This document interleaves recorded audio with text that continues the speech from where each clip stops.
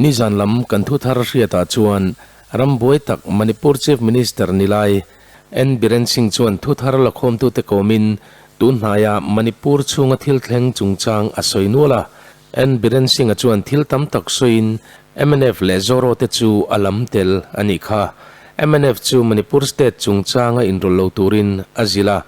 Zofate Manipur Zofate an puina chu adem thu asoibok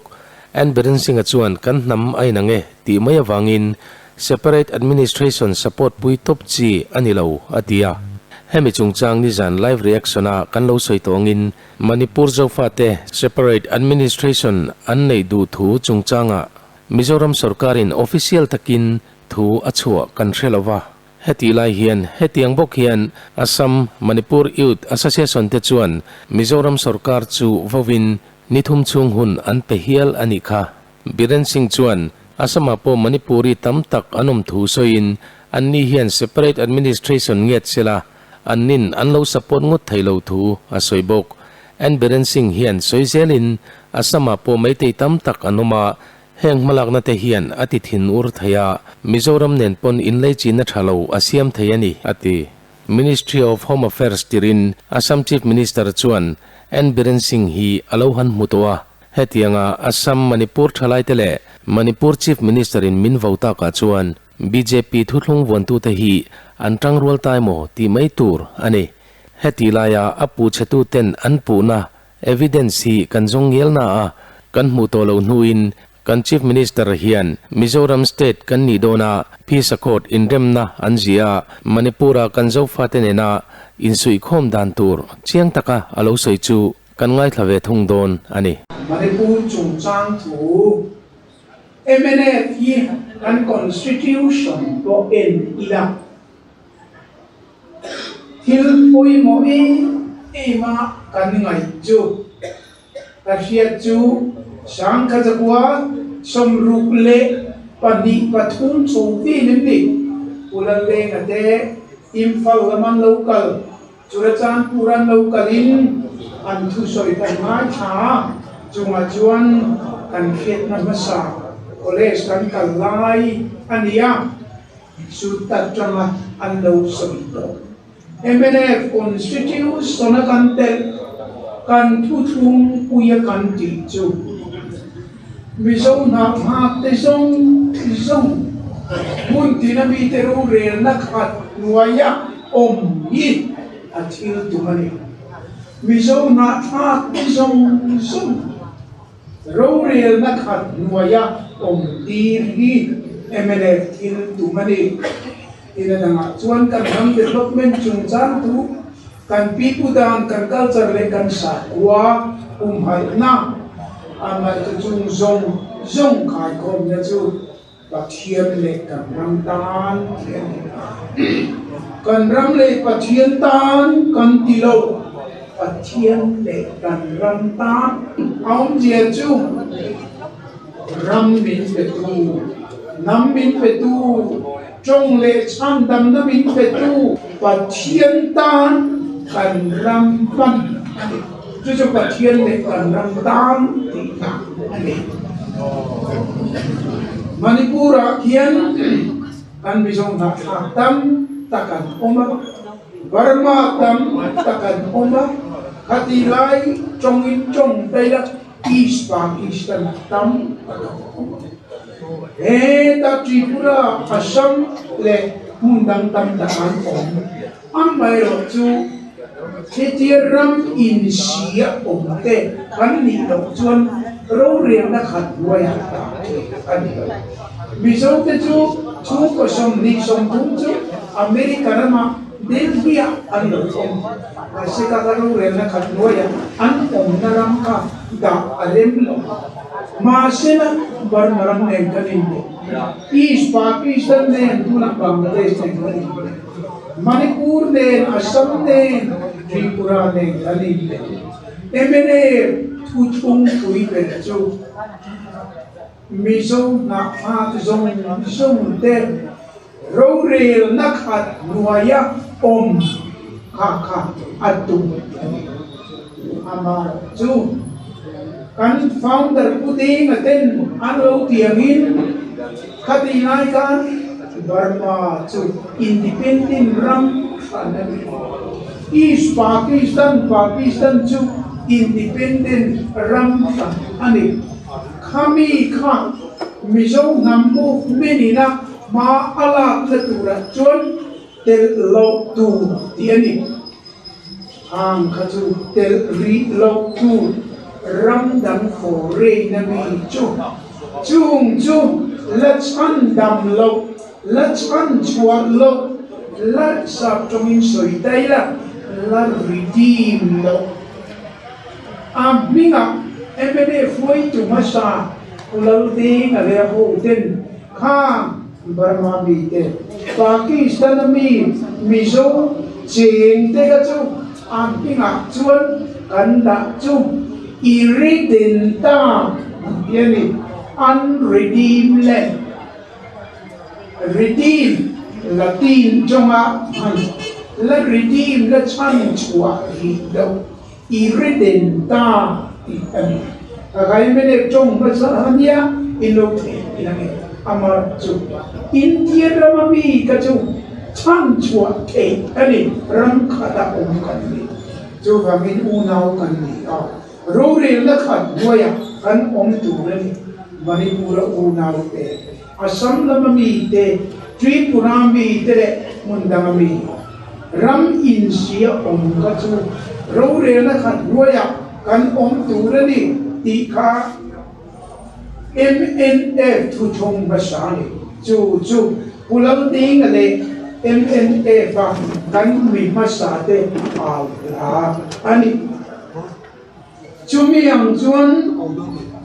Manipura na shatakin Surajaan pura namtin kanunau telen meeting name sangkat kuwa samrukle panipatung solver ni kacil katakan rumah anlo kala chuan ron soya judak chuan kan pubiu nau te kan paitiu nau te kan maru nau etc ang telen kan an chukom teka roban rena enge kanin som kanin lakhom na tur ming niang ti po an soi mun khop mai athen chu uki National Assembly mar National Union by the National Union National Front kha atam boka udina trong kham taka National Front kan khoma international meeting ni himane katia ole ramboi ma khan khatiam khan Manipur saida o ma anlola ani adop le ramalo poita a Mizoram ka sang ko samru parwa alo poita a Mizoram kan ti china administrative ram duai underground sorkari administrative area palia kanchena atira juan northern area eastern area southern area western area amai ro chu amin dang kan thota a hong pui bung area kapung hong pui bung dam kapung lur bung solam chu run kanti run bung kanti ke hi run bunga an secretary masapir kanya pujang chuak ka run bunga chief commissioner ani anin zuichi run bung parlam panga secretary kanya tichuan sangka da samru paru September that ulen cabinet meeting secretary run bunga minda khan adi district kha kita lam kalam pangte kangkok pinam pang depte ilam Mizoram chungte district khan fanga kanchena chuta chon deputy commissioner kanda a tichuan poisa kha mual kha ukholiana ho uwa bate ho kan treasury an oma chumi ne na tang chon run pung ta tur ka zukla a kanau ka kalpui to siamane eta la luangpon na patangin ngou palama kita Manipura Burma a kan an khosa churachan pura kan DC a puchal dai lawate hongke kan poisa ka ba pedia dia ani an ba chopji chu chu sang ka jakwa somru paru disin war khata jon khan Manipura yen ma kan lo la chuminu chon lo thei lovin Manipura operation kan ha ta a somru pasari ani mok tichuan in kam na kan ya Manipura kan unaw de tan takinan duara anti a ini po kan duara kan dia Manipura tangin underground kan lo sualima upaw ko si deule kan lo tok suaka kita wai ko sanga eta kan lo kala Manipura kan unaw de tan tak underground na po an lo suwa ani tichuan sa ko somru pasari somru parkia alo kal ta a hati khop khan political thune antisin ne martar ne Manipur so martar te tisen hebi aizol bielama martar vanita kandisi puthaku de po ni chule Manipura kan unaw omte tisen le so kan Manipuram sa kan nam baptisma lope ani voina ko an santam tak muduram po mana ka bakal kan ka batom ani sutiang chuan Manipur ki kan go spinning kan ha in kan tisenin antisenin an ha in baptis alaunita tichuan sangkat ko som sarile paruka India sarkar ne India na kan naita chuta kan tel chu India nama kan unaute khatina kan bi takin along lian perju Manipur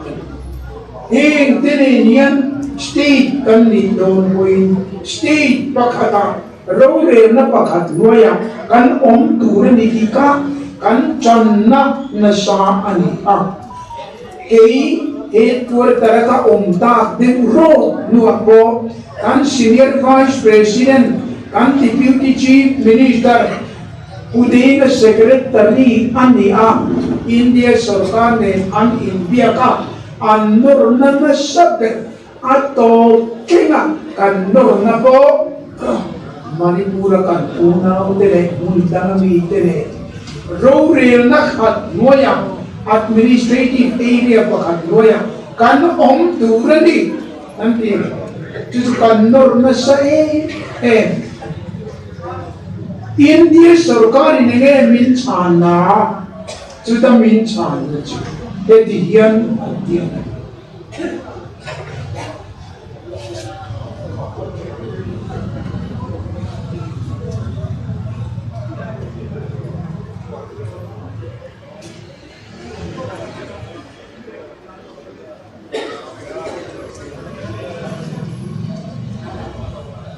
kan phi sa ko ta heti hian hain siap ani asap tongin kan sian masange kan phi sa ko point number so pakat na heti hian hain siaka the question of unification of Mizo inhabited areas of other states to form one administrative unit was raised by the MNF delegation. It was pointed out to them on behalf of the government of India that Article 3 of the Constitution of India prescribes the procedure in this regard,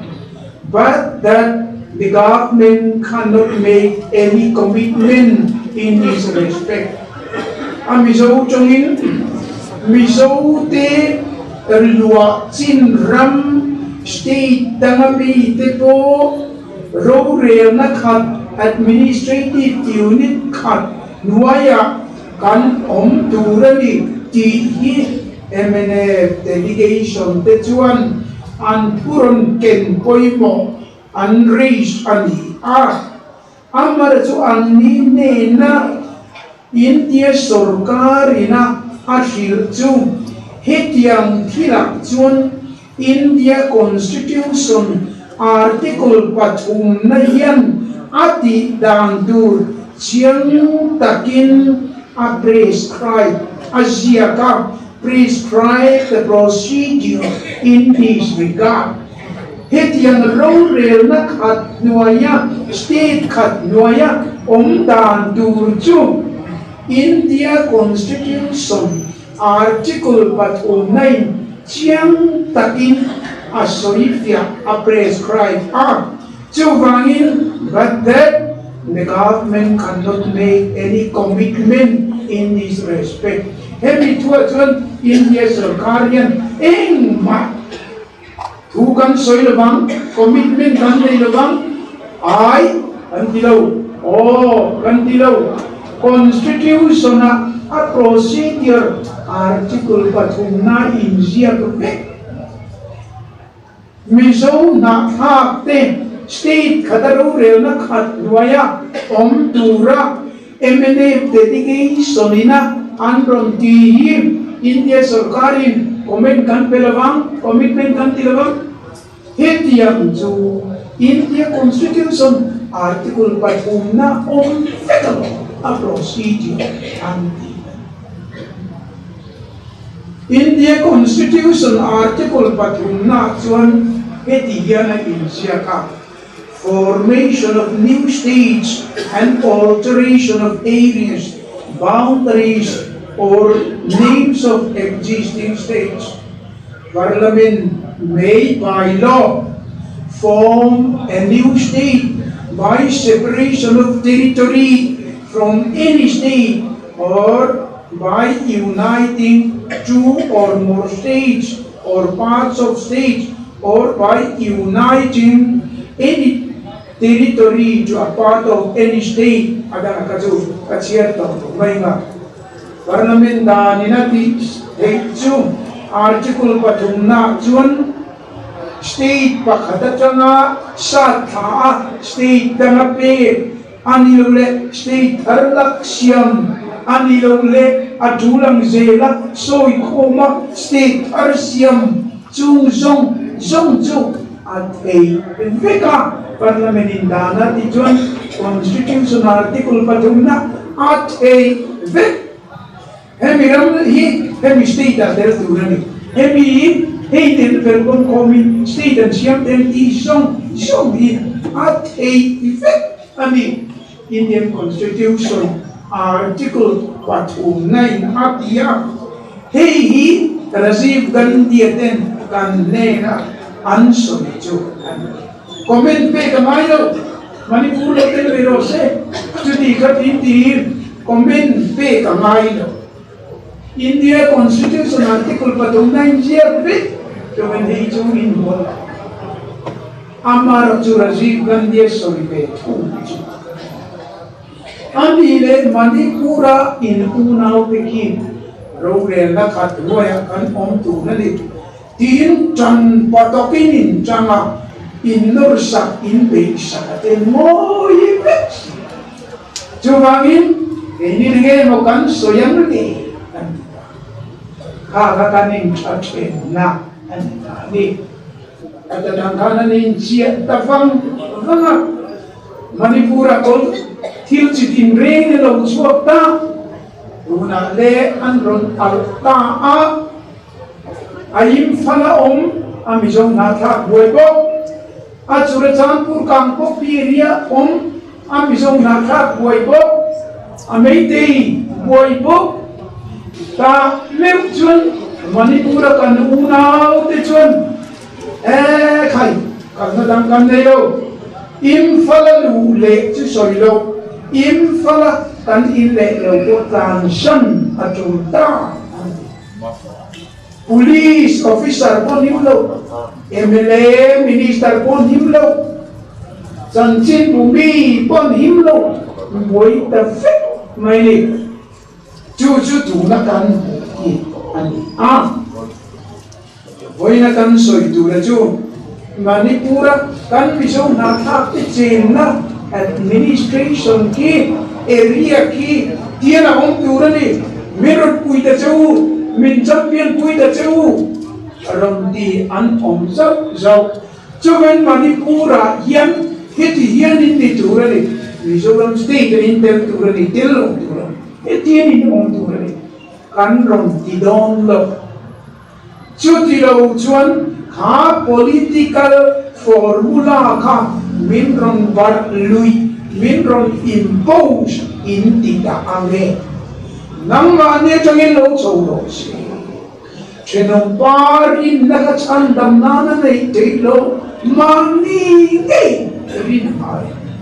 Manipur kan kukiu nau te maru nau te paitiu nau etc te khai le ei kan du Hitian political solution kan du anti inti angai chu ti lo chu ke ni hitian in ta na cha ti ron par lui ron impose kan du lo chu ti lo chu na ki na cha nang ma ni nge ye chu ni alo chu du na pi chun ke ni chu independent kan ti chun independent kan du kanan declare chun ram due kala silai ne na in beya outlaw kan di angai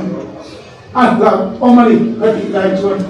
ma se tu na chuan India Constitution article pathuna phal tha angkam keini heta kanong dom heta zo kanong dom ei kan tu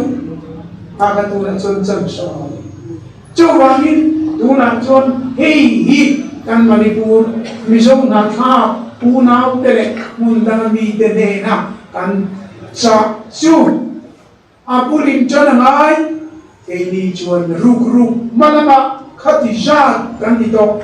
ramboi chuin khatija in thito kan thito khago spin kha thishena baptism kan kal puito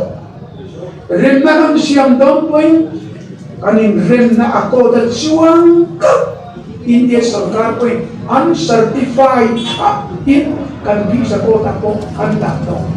apia lam chu in mo ani chu tilaw chuan rajiv kan ti soyang khan in soi sak mi pui te enga tingen ngoi reng ini tam tong turong to lo reng chu wangin tuna mizoram iu ti bang tari china an to lo